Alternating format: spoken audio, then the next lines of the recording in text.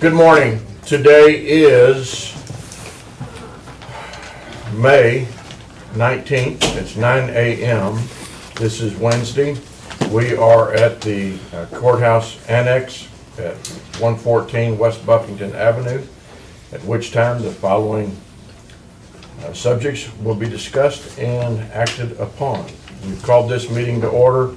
For those that are watching out in YouTube land or internet, we've been having some electrical difficulties this morning, so it may tune in, may tune out. And hopefully we are making a recording of this court session that would be retrievable on our website, but we won't know until after the fact. With that, would you all please rise for the invocation, remain standing for the pledges.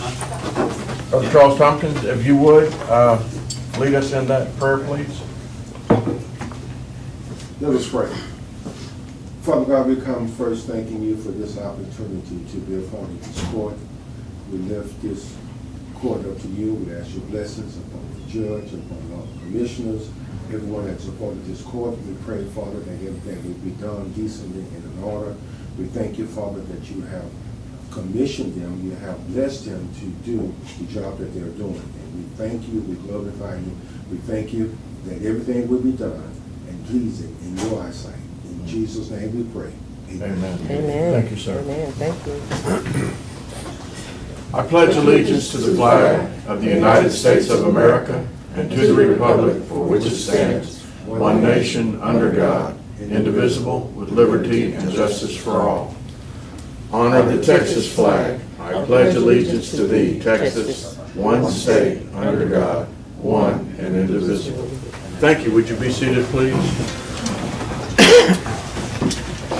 Madam County Clerk, I don't see any public comment notices. No, sir, I have not received any. I would ask the commissioners, do y'all have any comments or announcements that you would care to make?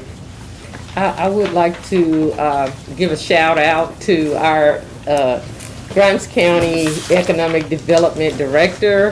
They hosted a conference for CETA yesterday at BB Cobb. It was well attended. The information was informative, to say the least, and I just want to thank him for all the efforts that he and CETA put into putting that conference together. Very good. Appreciate you take yours and pass one down. I have an announcement that I want to make. Yesterday at just a little after noon, we received from the governor's office his executive order number 36, GA 36. It's relating to the prohibition of governmental entities and officials from mandating face coverings or restricting activities in response to the COVID-19 disaster. So this is a significant step taken by the governor, and it is to be complied with by 11:59 on May 21st, 2021. So that would be this Friday night, 1 minute before midnight. It needs to be enacted.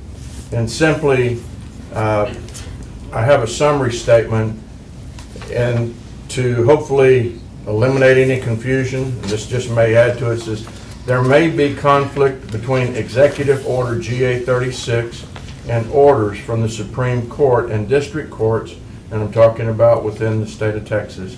Executive Order GA 36 states in relevant part, no government entity and no government official may require any person to wear a face covering or to mandate that another person wear a face covering. And again, this is effective 11:59 p.m. on May 21st. It goes on to say violation of this order is punishable by a fine up to $1,000.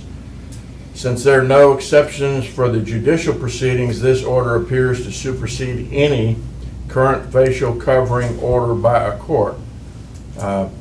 And then it says unless you want to try a test case, and our county attorney, I don't know if we want to do a test case. I think prefer not. And I guess in layman terms, if you want to wear a face mask, it's entirely up to you, but I am going to dictate throughout the county that if we have any required face mask signs up, we will remove those signs and notices by 11:59 this Friday night. So Citizens coming into the county, it is your choice to wear a face mask or not wear a face mask. But nobody, if you're not wearing one, nobody can tell you to put one on. Judge, I haven't read the order, but I recall hearing it may not apply to the sheriff or to the jail. Do you know whether there's? That is, I didn't read all the whereas and what fors, but I just want to be sure nobody shows up at the jail and Yeah. insists on otherwise, because there are people that are housed there involuntarily. thank you, Mr. Foltz. You bet. Because it does give the option of jail administration to require masks to be worn, and also if the hospital is a governmental supported hospital, the hospitals can continue to require masks to be worn. And if you go to Brookshire Brothers or to a coffee shop and they have a sign that says you need to wear a mask, they're a private business, they have that authority. But this applies to government entities. It also includes schools. So you're going to see a lot of unmasking of students probably, and some of the schools have already taken that action. But commissioners, I've given you all the information effectively that I have, and I wanted you to be aware of that. And our county clerk has one. John, you got a copy? I did get a copy. Okay, Thank you. so if any other elected officials that are listening in, or the commissioners, if you do see signs, we don't need to rudely yank them off, but I think we need to advise those department heads and elected officials that we have a requirement to not require masks. And I was gonna say, according to this, schools, it doesn't go into effect till June 4th. Right. And by that time on the schools, most of them will be out for the summer anyway. I do know a couple of the school boards have already gone to their boards and made the decision that coming next school year, they're not going to have mask required, or they'll be mask optional, so. Anderson actually dropped theirs. They dropped theirs, yeah. Yeah. And I dropped my grandkids off and said, you got your mask? Oh, yeah. Oh, okay. So, please be informed. Any other thoughts, commissioners? With that, then we will now move to consent agenda items. We have consent agenda item number 3, road and bridge consideration and possible approval of an electric line installation permit for Blue Jay Solar, and authorize the county judge as signatory or attachment number 3. Consent agenda item number 4, consider and take action to approve the treasurer's list of claims. Consent agenda item 5, consider and take action to approve payroll. Consent agenda item number 6, consider and take action to approve budget amendments and or line item transfers. And if you look at that very bottom one on the first page, if you haven't gotten the information, where it says miscellaneous expense, $355.20, that should read miscellaneous income, $355.20. So if you'll make that correction on your agenda, and let me just make sure, that is the last consent agenda item. With that, are there any questions or comments on any of agenda item 3, 4, 5, or 6?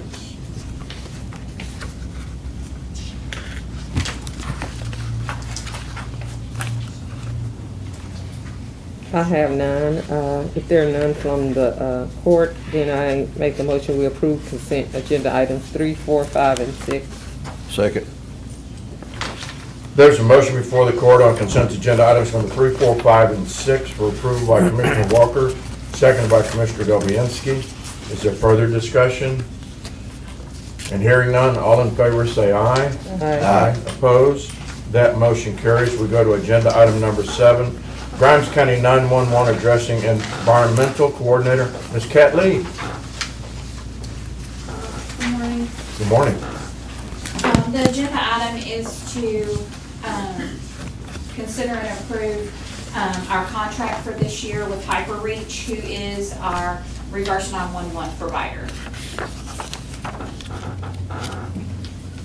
And you have put it in front of our county attorney, right? Yes. No changes? No changes, it's the same contract as last year.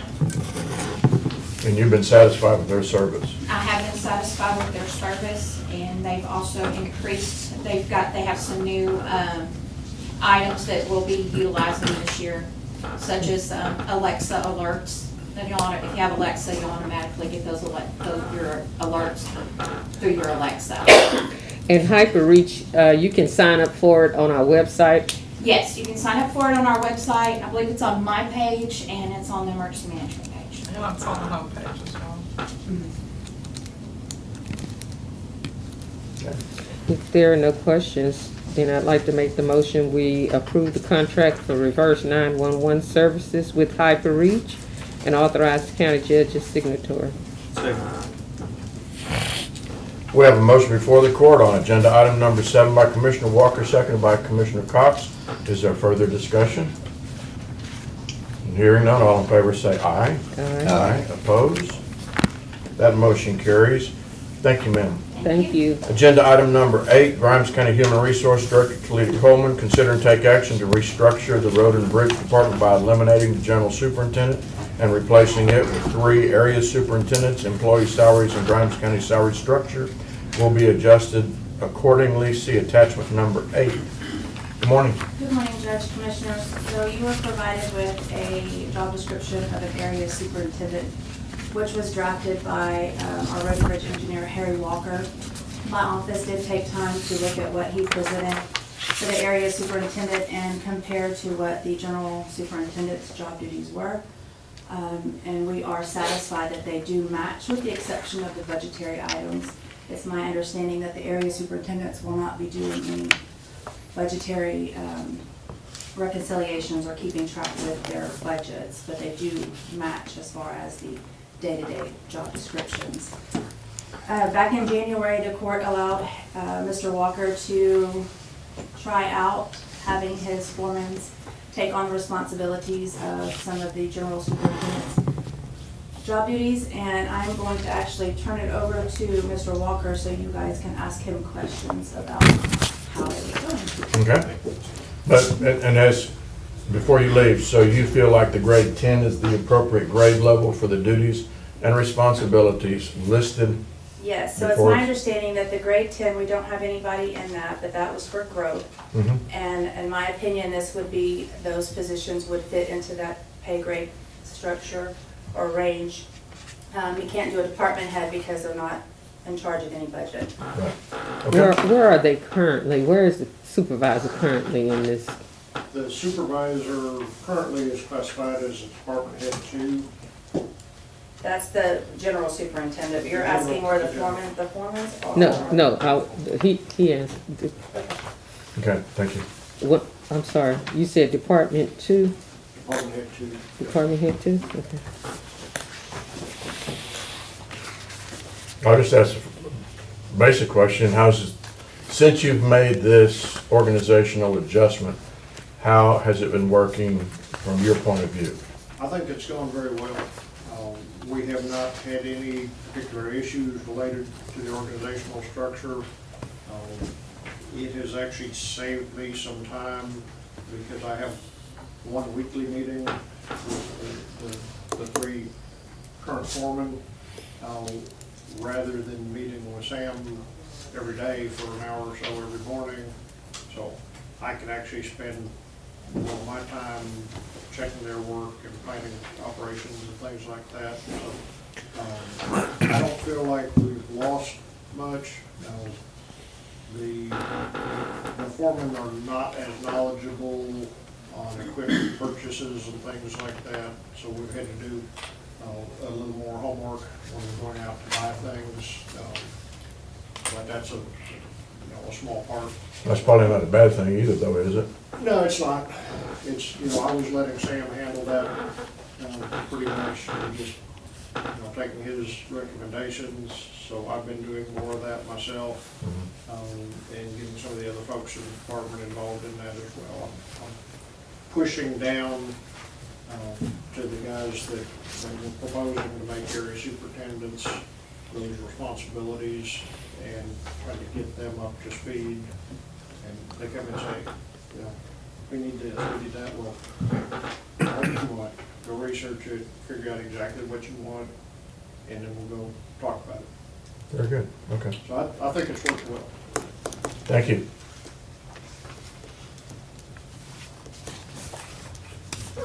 Are there any other questions for Mr. Walker? I do have some, so, Okay. we're talking about moving them from a grade 9 to a grade 10? Is that what we're doing? Yes, ma'am. Will there be any immediate changes? The stipend will go into effect. Is that proposing effective? If you recall, when we started on this process, we set the stipend until May. If you'll approve the changes, what we are recommending, and this is after talking to the auditor's office and HR, we're recommending that the stipend be extended until the end of the fiscal year, and then that money be turned into a salary adjustment in the new budget. Okay, so you're proposing it to stay about the same, or? Yes, ma'am, exactly the same.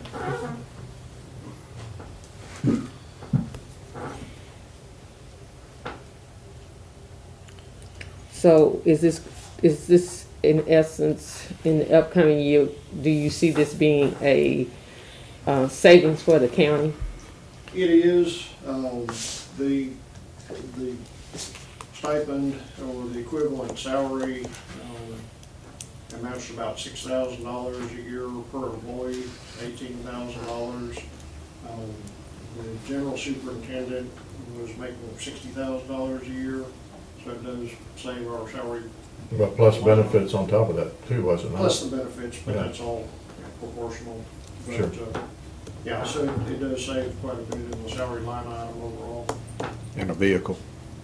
And a vehicle. And currently, Madam Auditor, each position has their own line, right?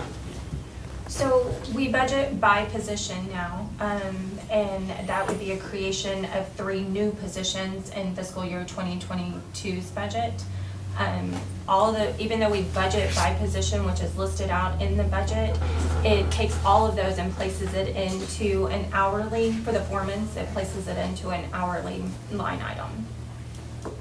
But yes, ma'am, it'll be a creation of 3 new positions and dissolving the 4 positions.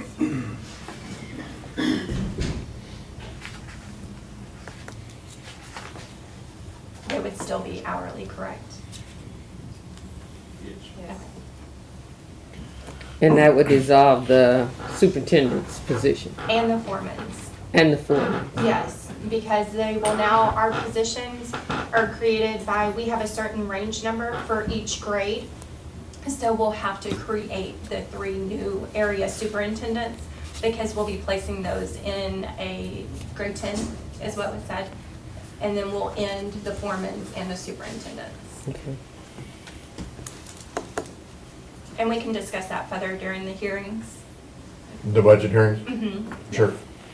I just wanted to get an understanding now Yes, ma'am. as to what we're doing, Yes, ma'am. the overall picture. you know. So this year, he's just recommending them stay as a foreman and for the remaining of this year and just continue paying the stipend.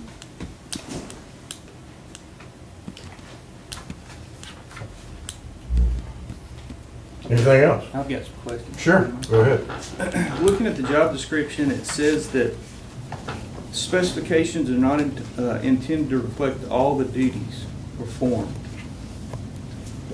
That's how we base the salary on the structure, by the duties that are performed. That's the language that's on the top of all the job descriptions. Yeah.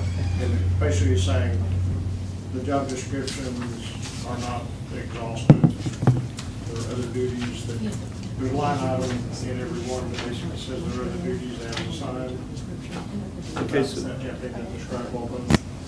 do we have comparisons with like jobs other places to come up with the $6,000 or the $500 stipend? We looked at, TAC actually has a library of job descriptions, and there was also a recent scholar survey done, and we have looked at those documents.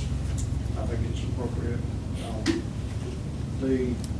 As I said, we're not proposing to raise them to the level that the general superintendent was, because their area of responsibility is less, but their duties are more than just performance duties, so I think it's appropriate to be somewhere in the middle. And you're not asking for this to go into effect until October 1? What I'm asking for is the stipend to be extended for the rest of this fiscal year, and then October 1 with the new budget, then the stipend would be replaced by a salary adjustment.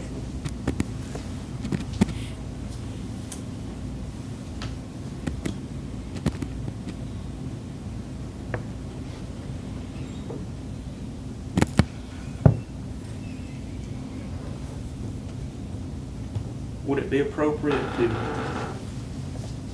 possibly approve the job description but get into the salary discussion during the budget time? The salary discussion, certainly, I would like to, if we approve the job description, I would like to deal with the extension of the stipend at this time.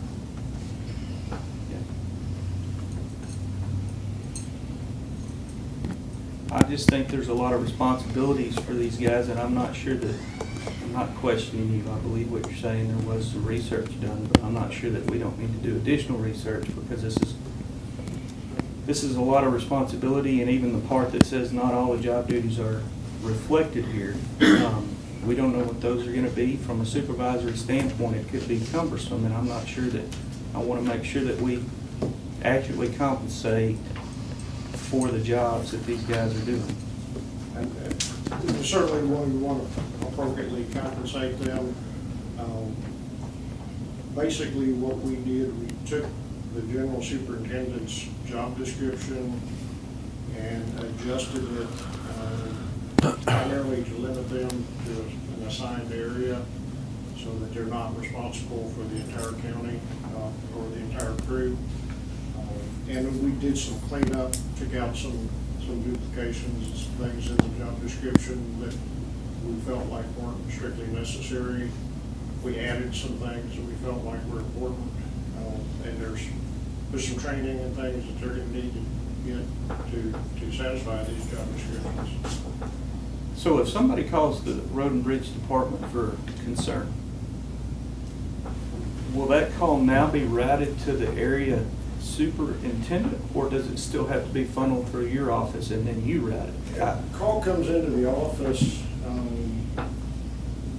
The ladies are going to decide based on the nature of the call whether it comes to my desk or it goes to an area superintendent or to someone else in the department. And that's the way it works now. We never had a system where everything was routed through the general superintendent.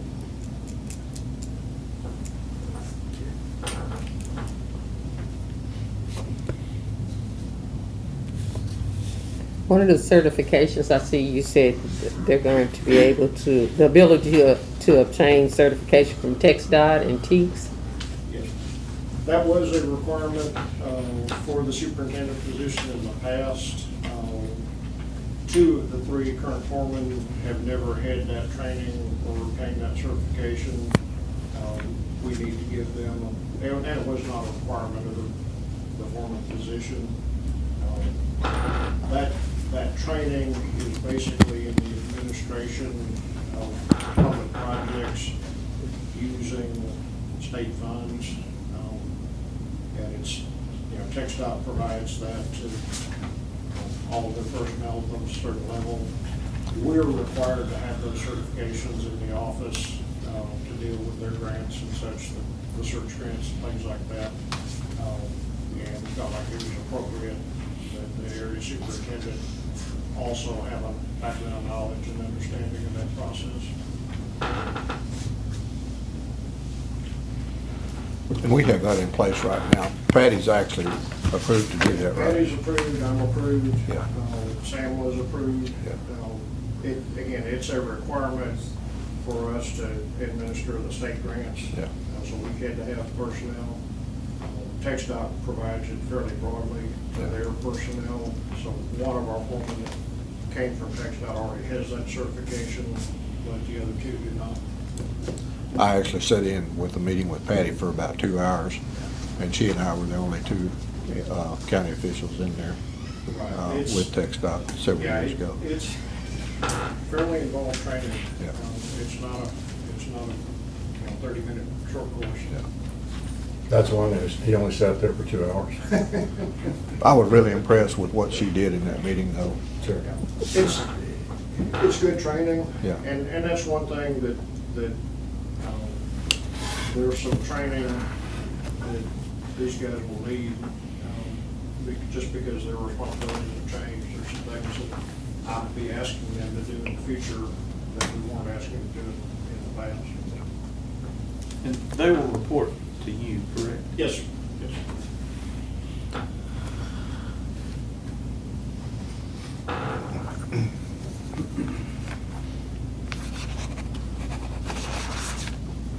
There's no immediate questions, is there a motion? Judge, I'll make a motion that we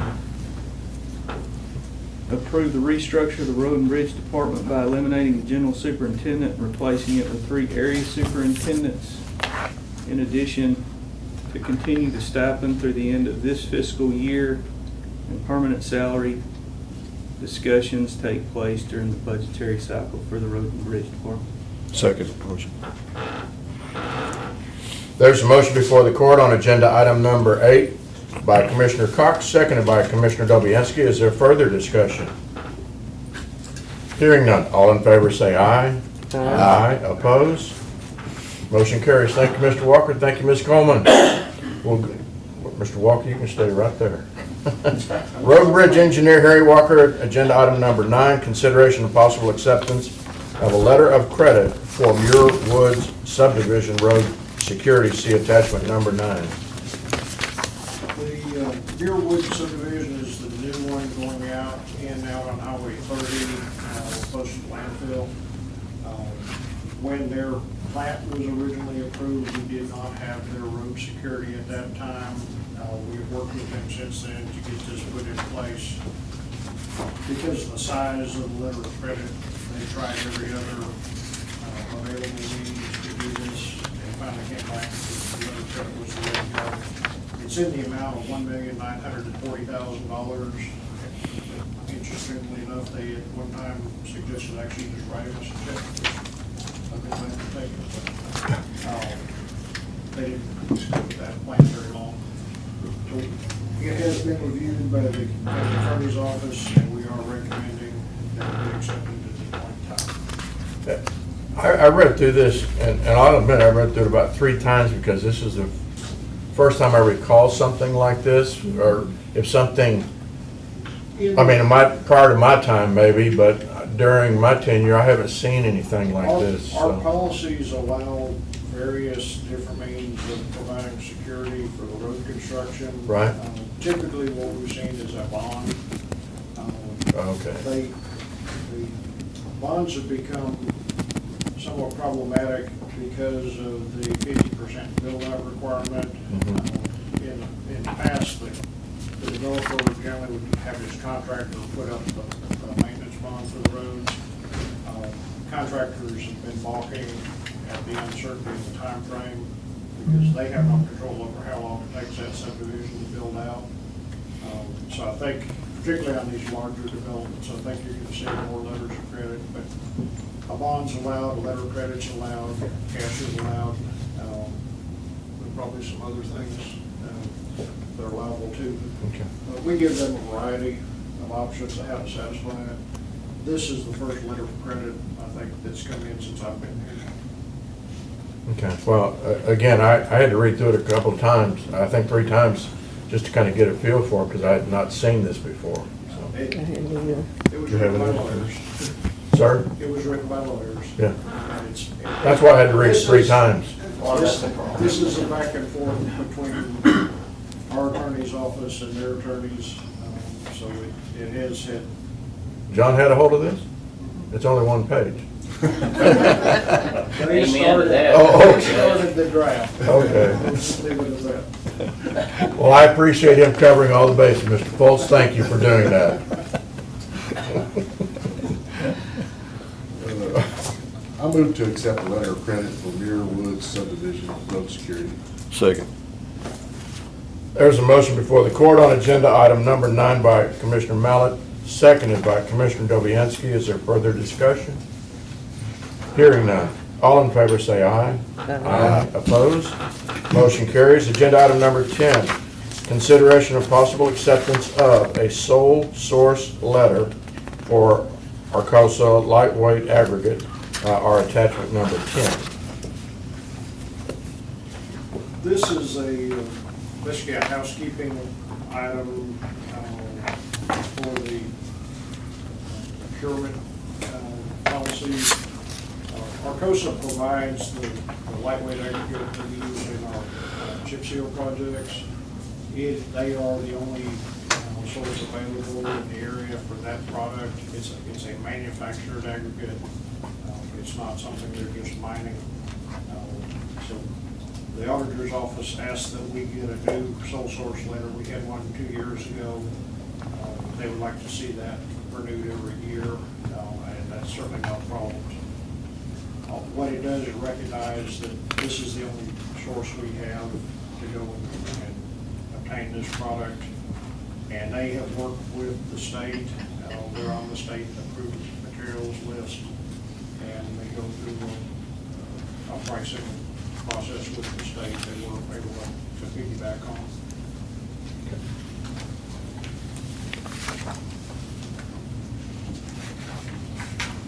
It says they're the single source of this material within Texas.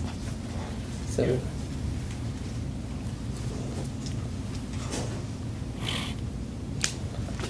Go ahead. If there are no questions, I'd like to make the motion that we accept the acceptance of a sole source letter from Arcosa lightweight aggregate.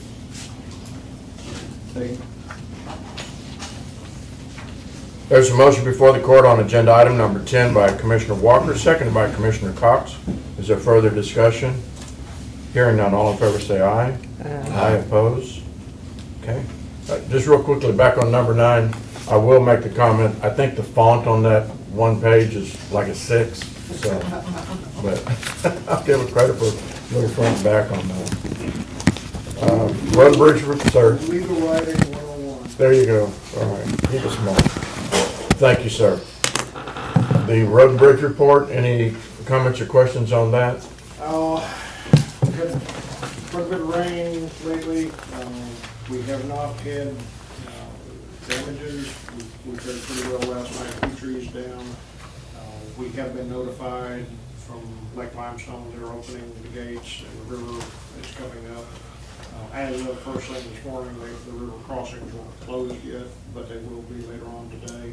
As you mentioned that, do you or do we as county officials, do we have an authority or do we have communication with the river authority up at Lake Limestone as they open their gates? They send a notification to Dave Lilly as the emergency management coordinator in advance when they're going to open their gates.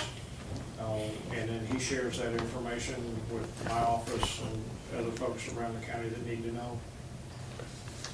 Yes, When you say the folks around the county that need to know, who does that kind of? He will let the emergency responders know, Okay. Sheriff's Department, and ambulance services and things, because the roads crossing the river will be closed for an extended distance, and they need to know if they're going from Brazos County to Grimes County, they need to go around by the highway, not try to cut through on 162, one of those. Okay. Do we have? I don't know what his whole list is, All right. but he shares with the people that need to know, basically.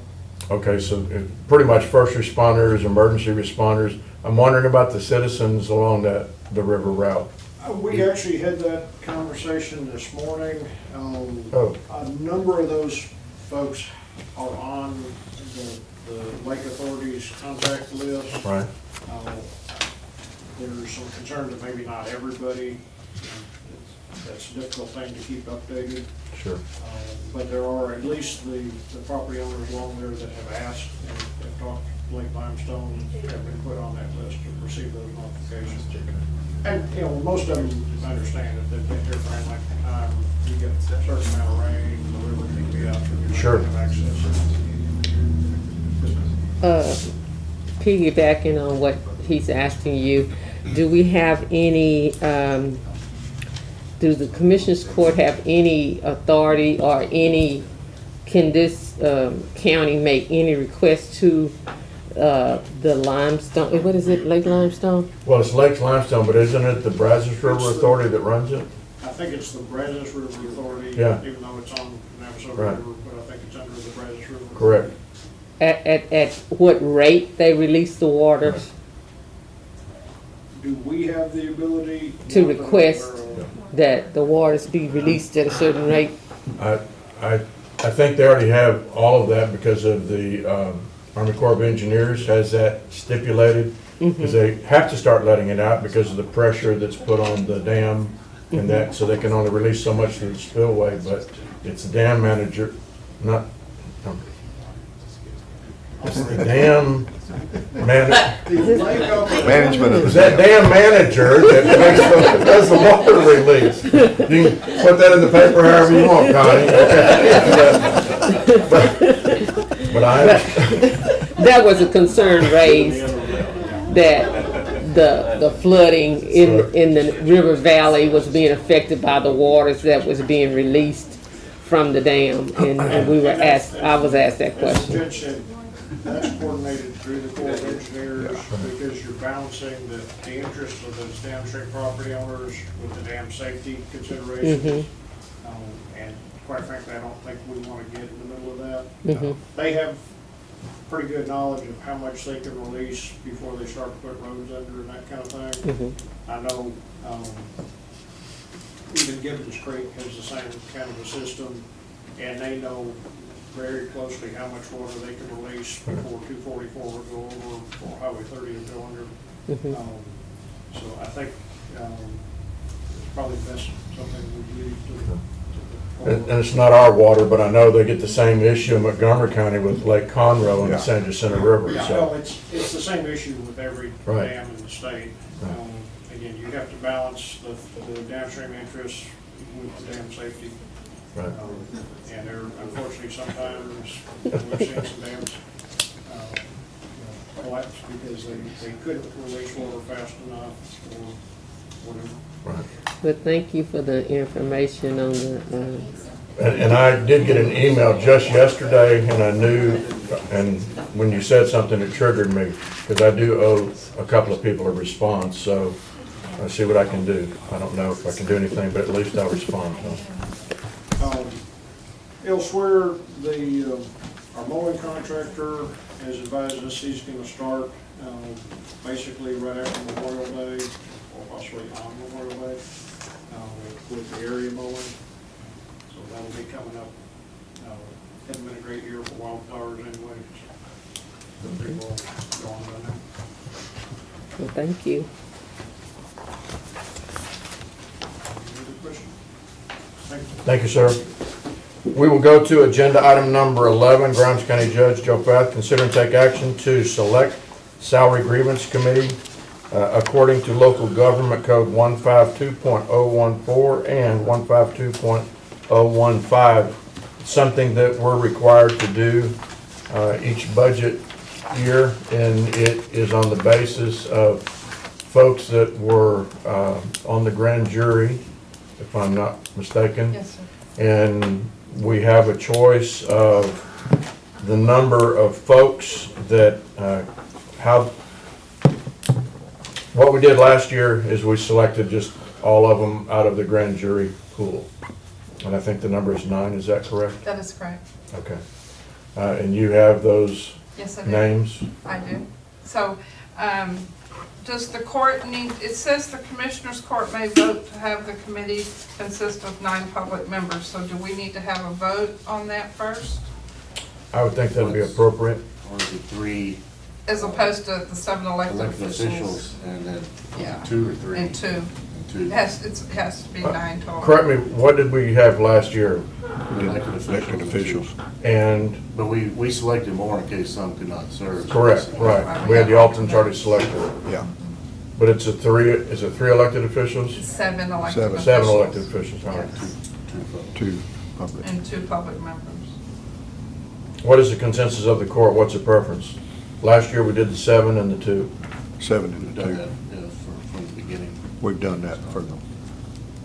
ever since I've been on. We okay to stay consistent with that? Yeah. Judge, if I could comment, the one time I was, because I'm on the salary grievance committee if it's elected officials, my sense of it was the folks that were picked out of thin air didn't have a clue where salaries ought to be, and so forcing constituents to come in and try to make that decision in hopes, of course, they wouldn't be criticized or affected by an elected official. I mean, I think having elected officials that have some knowledge of where salaries are, Sure. and not the fear of retribution maybe that citizens might have, I think that's why we started going that direction. And it seems to me that was the real sense that I got from the folks is that that were serving, is that we might be better suited to have elected officials, because you had a lot of folks who were real dang quiet that were appointed from the grand jury.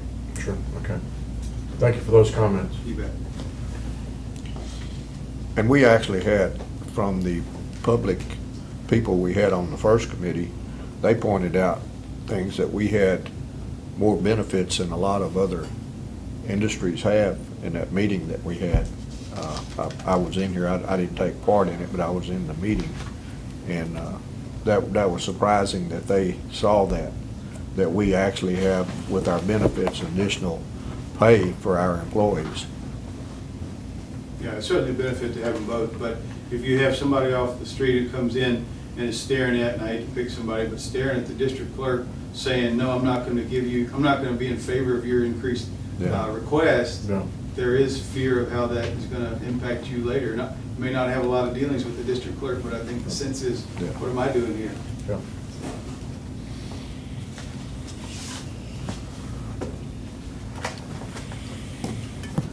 I'll make a motion that we pick the salary grievance committee in the same fashion as we did with last year's. Second. Is there discussion on that? All in favor, say aye. Aye. Opposed? That would carry. We'll need to draw the names. Okay, Judge, who seconded that motion? I did. You did, okay. Thank you. So we just need to draw two. Well, we need two Well, to two, fill and it then out, maybe but I'd like to draw some a alternates. total of maybe 4 or 5. Again, with COVID resistance and things of that sort, at least we would know. Okay. So I did get a list of 12 names from the district clerk, and they're in this cup.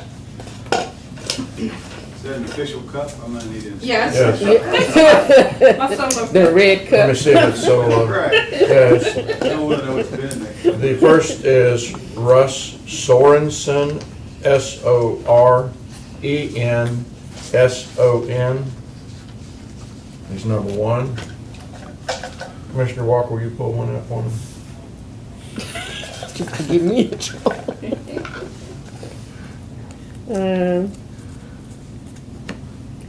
David Keith Brillhart.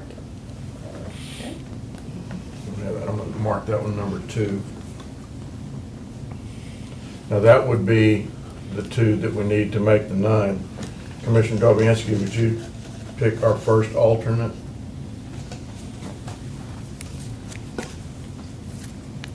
Chase Smith. Chase Smith will be the alternate 1. Would you pass that down to Commissioner Cox and let him draw one Let's out? get them all.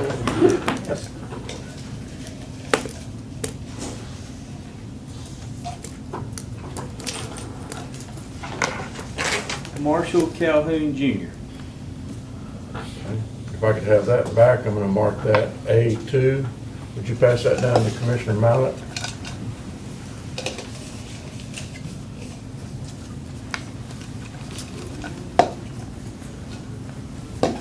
Karen Carter. Is that C-A-R-T-E-R? Karen Carter. All right, and that'll be alternate number 3, and I think that should do us. Okay. Thank you for having that prepared. Who was the first person again? It was Russ Sorensen, Sorenson. And Ms. Wagner, you'll take charge of notifying those folks? Is that the way we did it last year? Thank you so much. We'll go to agenda item number 12, and I need to make a word change. It needs to read, discuss and take action to apply please scratch certify and put in the word apply. Discuss and take action to apply the agreement for the 2021 American Rescue Act, AKA Coronavirus State and Local Fiscal Recovery Funds, SLFRF, whoever invented acronyms, and authorize the county judge as signatory. So we have started the process, but we need to go ahead and complete application on that. And it's, I tell you what, it's a little bit open to kimono, because I had to, one, do a facial recognition picture, then I had to give my social security number. They didn't ask for weight or height, but they asked for just about everything else. So anyway. One of the county treasurers said it was invasive. Sir? One of the county treasurers described it as being invasive. It is, it is. And there have been a couple of judges that have posted on listserv, ain't no way. Well, I've already got myself out there, and I do ask that we approve this so we can go ahead and apply, because this is going to affect $2.8 million this year, $2.8 million next year, and they've extended the expenditure time. I believe it goes 12/31 of 2026. It was 2024, now it's 2026.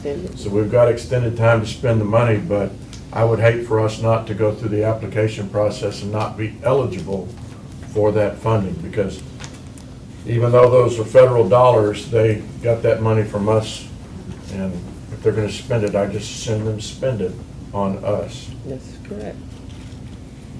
So is there a motion to discuss and take action to apply for the agreement for the 2021 American Rescue Plan?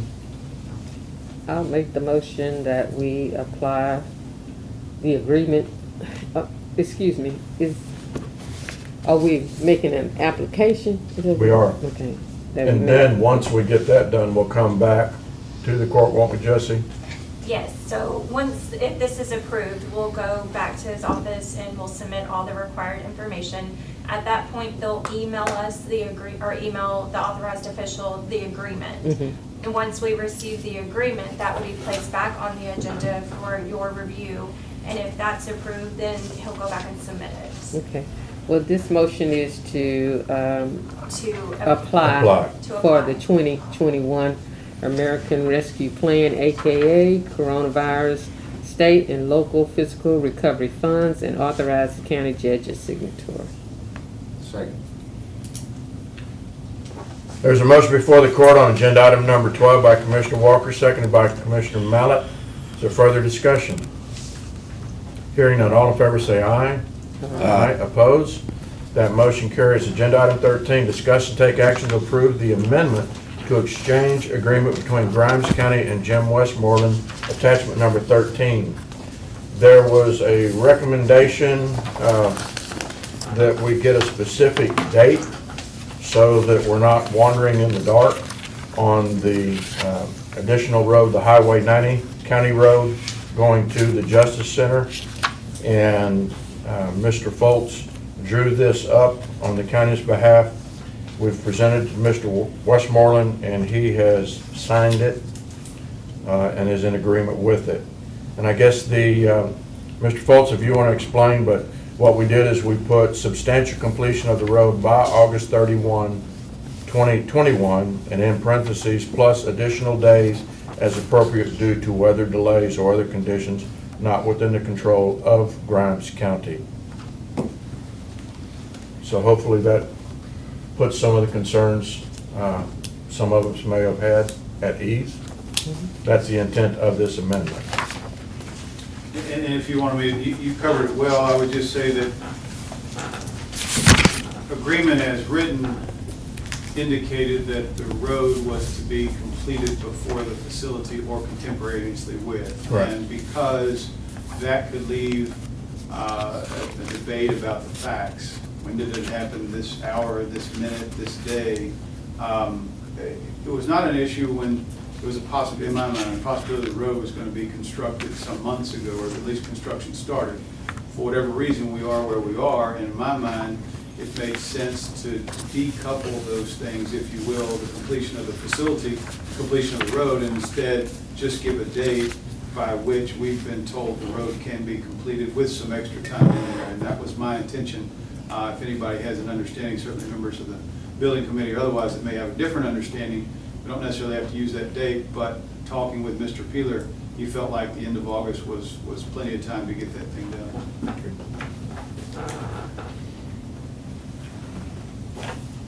I move to approve the amendment to exchange agreement between Grimes County and Mr. Westmore. Second. There's a motion before the court on agenda item number 13 by Commissioner Mallett, seconded by Commissioner Dobianski. Is there further discussion? Hearing none, all in favor say aye. Aye. Opposed? That motion carries. We will go to agenda item 14, consider and take action regarding the burn ban and authorize the county judge. I would recommend we leave it like it is. Anything to report on agenda item 15, our strategic plan? We're going to have to generate some excitement in that area. It's a lot of excitement. And do some review, but commissioners, if you'll keep that item in mind.